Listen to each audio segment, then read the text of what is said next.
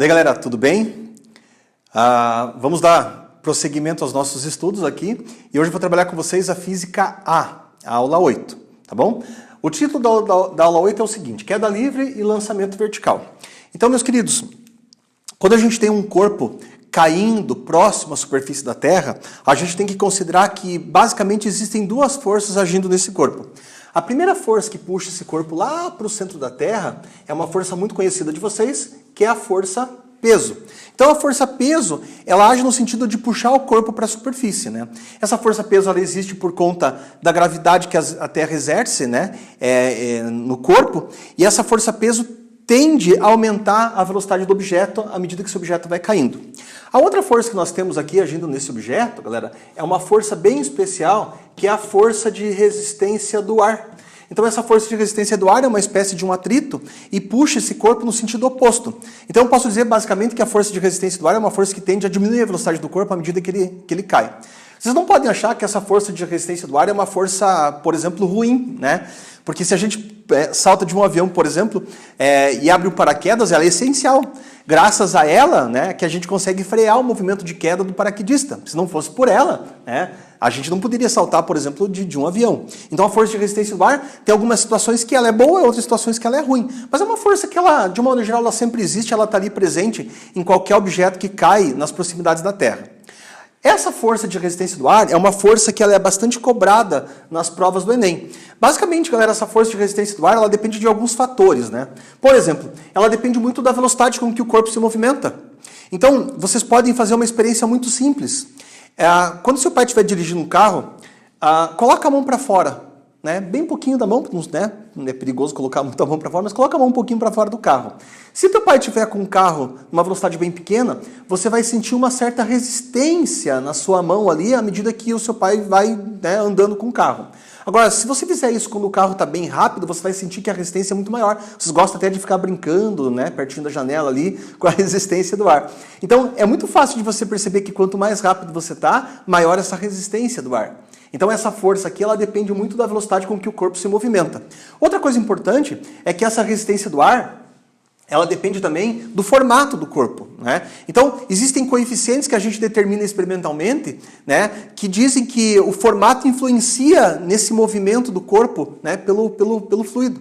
Então, até a área, né, a área do objeto, essa área que está em contato direto com o ar, ela influencia. Então, por exemplo, você não pode achar que a resistência do ar é igual, por exemplo, para uma Kombi, né, que tem uma frente toda quadradona, ou para um carro mais esportivo, que tem uma frente um pouquinho mais rebaixada, mais uma frente para cortar o vento. Então, o formato do corpo, ele acaba influenciando muito no cálculo dessa resistência do ar. Outra coisa que influencia também nessa resistência do ar é a densidade do ar, né, galera?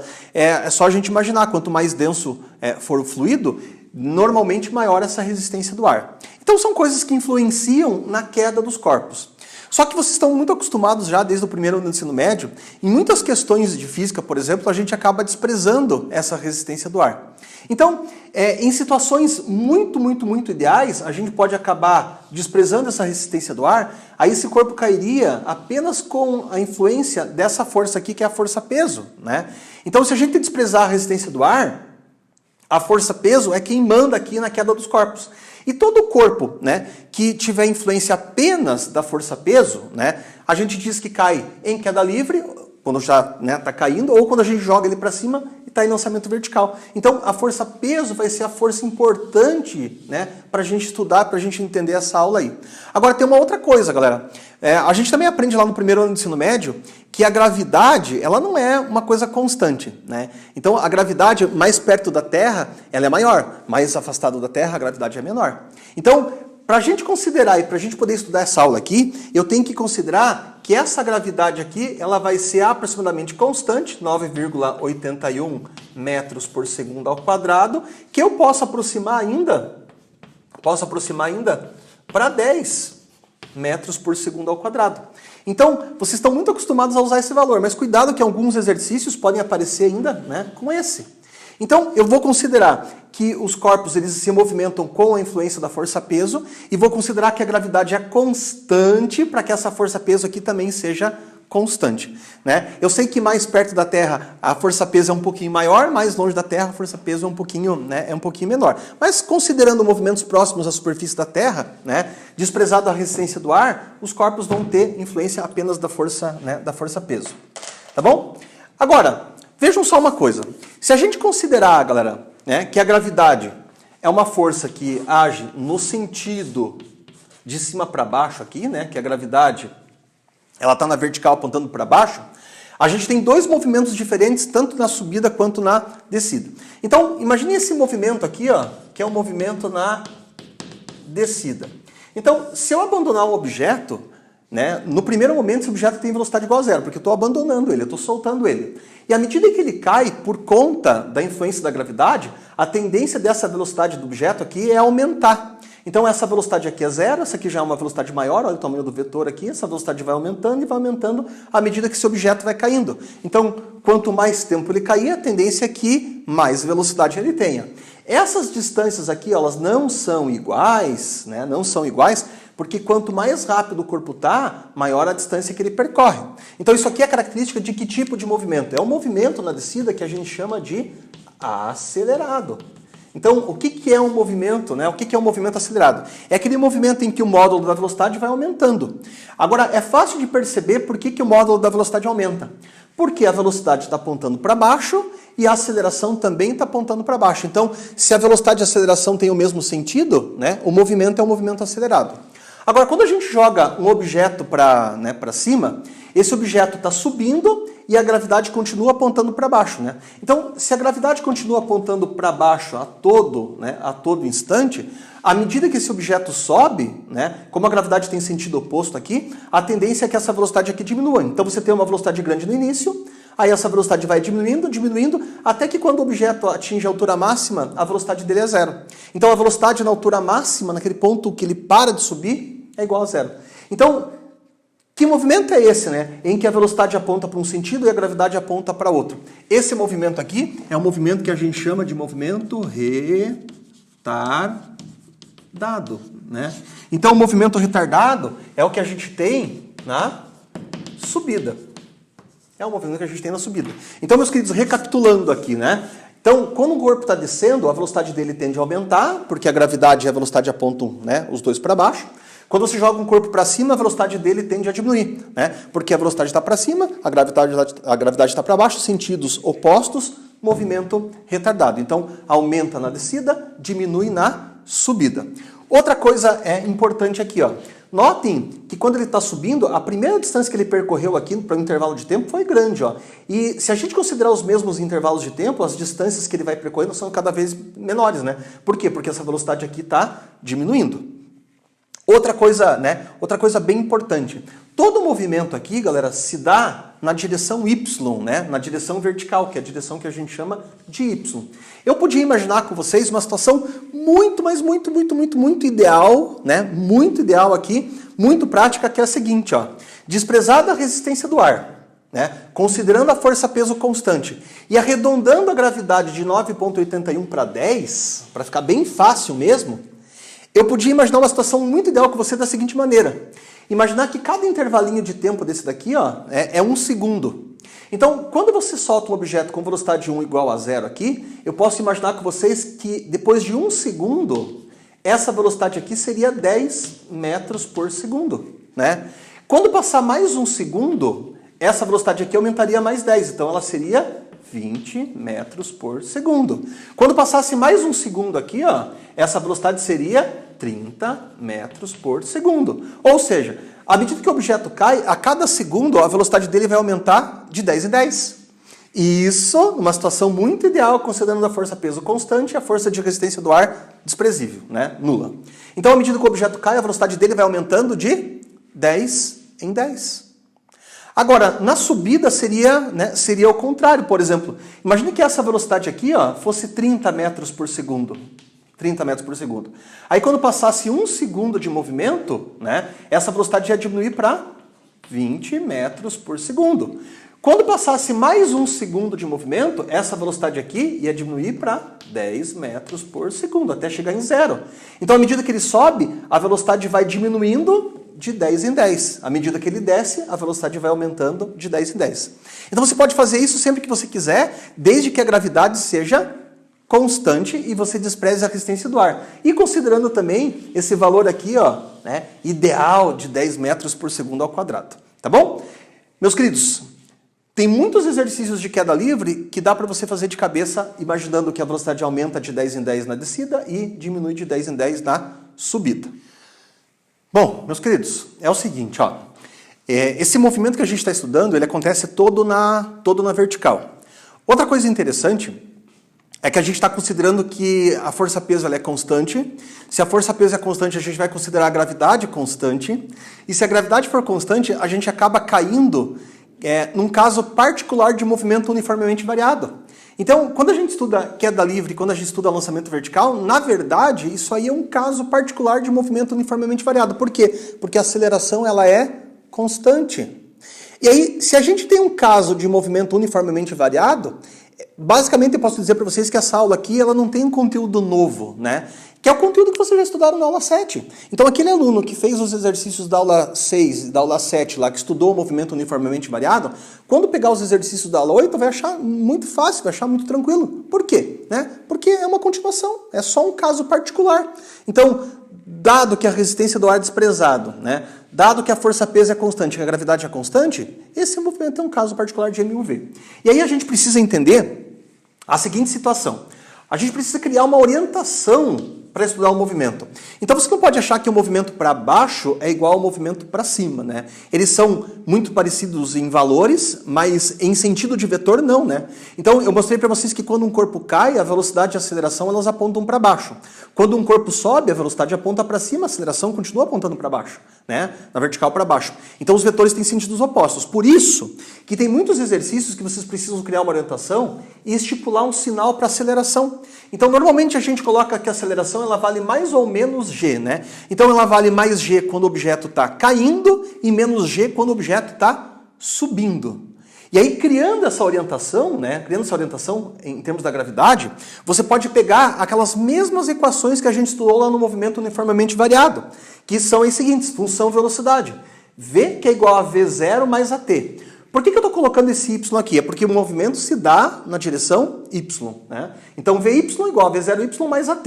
E esse sinal aqui, ó, né? Esse sinal aqui, vocês têm que tomar bastante cuidado com ele, porque ele pode ser mais, né? Se o corpo estiver caindo, e pode ser menos se o corpo estiver subindo, né? Isso que eu falei para vocês da orientação aqui. A outra função posição, galera, que a gente usava S, aqui eu vou usar y, né? Então, y igual a y0 mais V0y vezes t mais AT ao quadrado sobre 2. Então esse y aqui é a minha posição, né? Por que eu estou chamando de y de novo? Porque é a direção vertical. Então isso aqui seria, né, como se fosse a tua posição final, isso aqui como se fosse a tua posição inicial na função posição. E a outra expressão que eu vou usar com vocês é a equação de Torricelli lá, né? Então olha aqui, ó, v ao quadrado, né? Vy ao quadrado, v0y ao quadrado mais 2 vezes a vezes ΔY. ΔY aqui, galera, seria como se fosse a tua altura. Então esse ΔY que aparece aqui, né, você podia muito bem imaginar que isso aqui seria a tua altura. Assim como, né, olha aqui, ó, a altura que você tem aqui. Então, na equação, né, na equação de Torricelli, aquela equação bem importantezinha lá, né, bem importantezona, na verdade, que não envolve o tempo. E aí, esse sinal também você tem que tomar cuidado com ele. Mais na descida e menos na subida, beleza? Galera, o que a gente precisa fazer é só dar uma treinada nisso daqui, né? Fazer alguns exercícios. Então eu convido vocês a pegarem o material aí e a gente vai resolver 3 exercícios, né, bem tranquilinhos nessa aula aqui, o 8.5, 8.11 e 8.14. É uma questão da UP. Durante suas férias, um professor de física observou em sua chácara 2 maçãs caindo de uma mesma altura de uma árvore. Ao medir as massas das 2 maçãs, das 2 frutas, obteve valores diferentes e passou a redigir um comentário sobre o acontecimento. Desconsiderando a resistência do ar, o relatório do professor poderia conter a seguinte informação, né? Então, já tenta imaginar a situação. Um pé de maçã, 2 maçãs caindo, só que essas 2 maçãs elas apresentam massas diferentes. Tá bom? E aí o professor viu essas 2 maçãs cair e começou a pensar a respeito da queda dessas maçãs.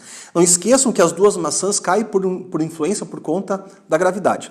Então ele disse assim, ó, letra A. A maçã de maior massa chegou antes que a outra ao solo. Letra B. A maçã de menor massa chegou antes que a outra ao solo, né? A maçã de maior massa fica sujeita a uma maior aceleração.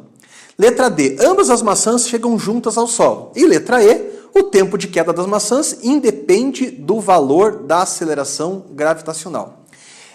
Meus queridos, quando a gente despreza a resistência do ar, todos os corpos, independente da massa, eles caem com a mesma aceleração.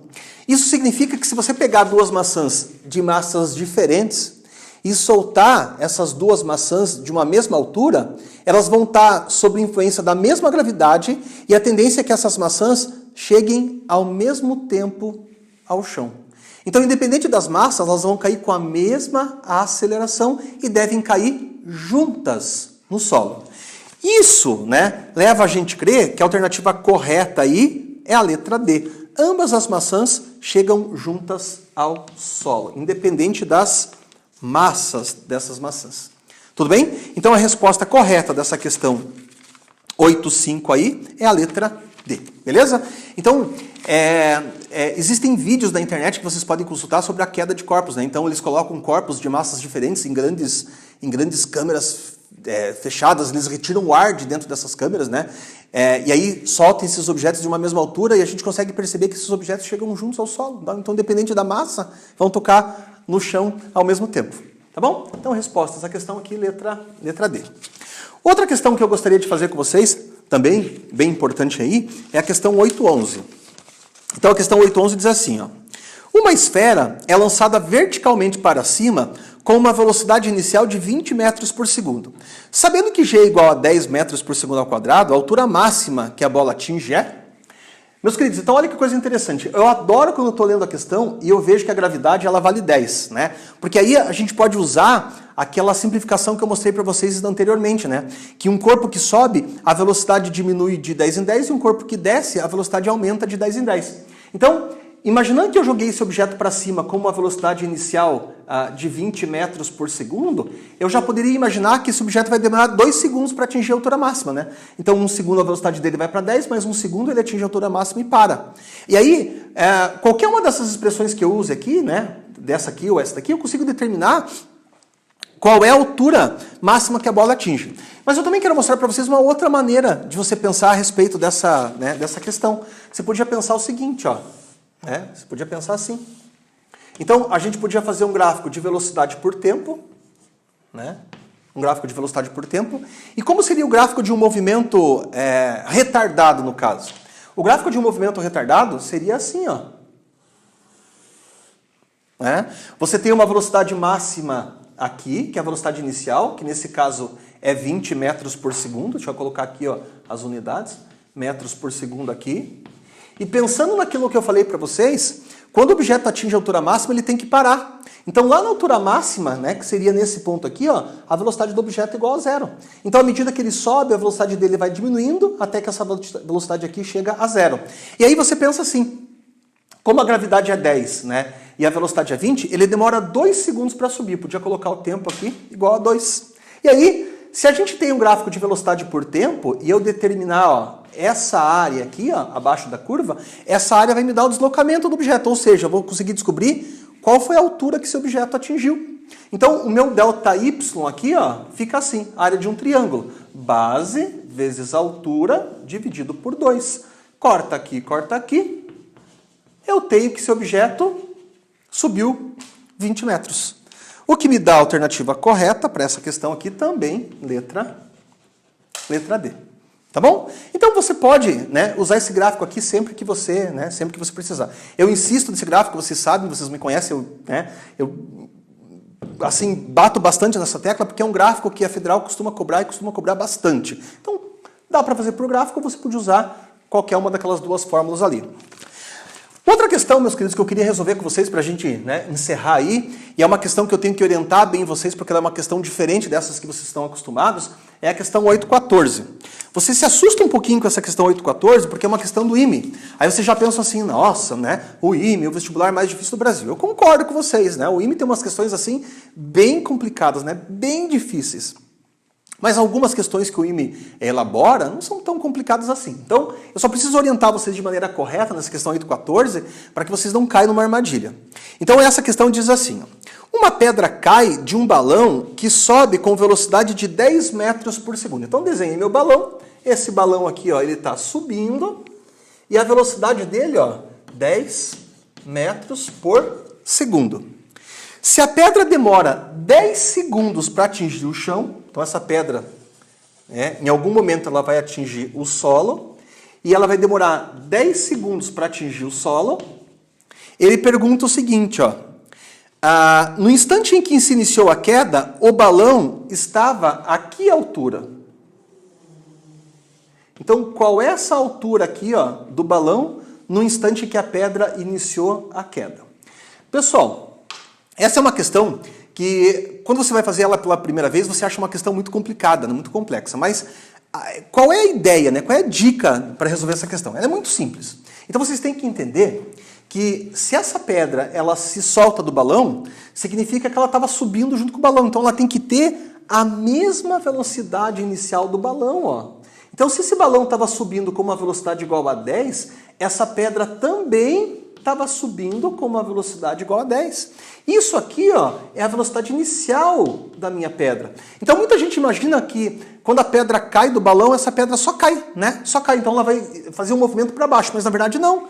Quando essa pedra se desprende do balão, ela ainda sobe um pouquinho, atinge a altura máxima e depois ela desce. Então o esquema dessa questão é você imaginar que a velocidade inicial dessa pedra é a mesma velocidade inicial do balão. Aí se você sabe isso daqui, ó, para você achar a altura que essa pedra tava quando se soltou do balão, basta você imaginar que essa altura aqui, ó, é igual à posição inicial da pedra, ou seja, o meu y igual a 0. E das funções que eu mostrei para vocês aqui, das fórmulas que a gente viu aqui, ó, a mais indicada para você usar para resolver essa questão aqui é essa, né? Então eu vou escrever ela aqui para a gente poder terminar. Então y, que é igual a y0, mais v0t, mais at ao quadrado sobre 2. Então isso aqui é a posição final da pedra, isso aqui é a posição inicial da pedra.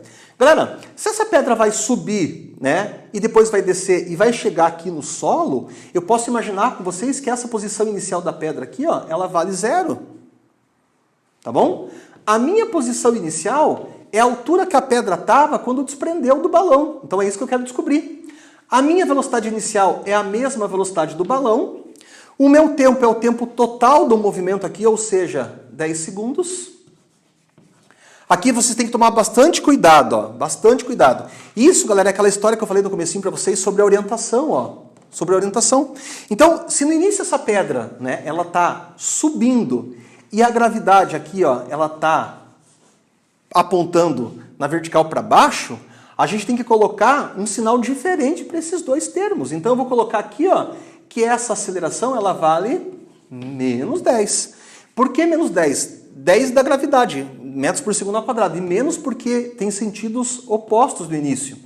Aí esse tempo aqui, ó, 10 ao quadrado, todo mundo dividido por 2, tá bom? Então a minha posição eu vou passar lá para o outro lado, vai ficar menos y0, isso aqui vai ficar 10 vezes 10, que é 100, e aqui eu vou ter, ó, 10 dividido por 2, 5, 10 ao quadrado 100, 5 vezes 100 vai dar 500. Menos y0 é igual a menos 400 e, portanto, a pedra desprendeu do balão quando estava 400 metros do solo. O que me dá a alternativa correta, letra E. Tá bom? Então, fiquem muito, assim, bastante atentos a esse tipo de questão, né? São questões que costumam aparecer e a maioria dos alunos imagina que essa pedra desprende do balão e já começa a cair direto. Não é assim, né? Então, ela ainda sobe um pouquinho e depois começa a cair. Tome bastante cuidado para resolver esse tipo de questão, tá bom? Principalmente a galera que vai fazer discursivo da Federal. Isso aqui costuma cair bastante nas provas discursivas. Beleza, meus queridos? Está dado o recado, né? Espero que vocês tenham gostado e curtido da aula. E aí, vão estudando, firme e forte, não desanimem e até uma próxima. Até mais. Tchau, tchau.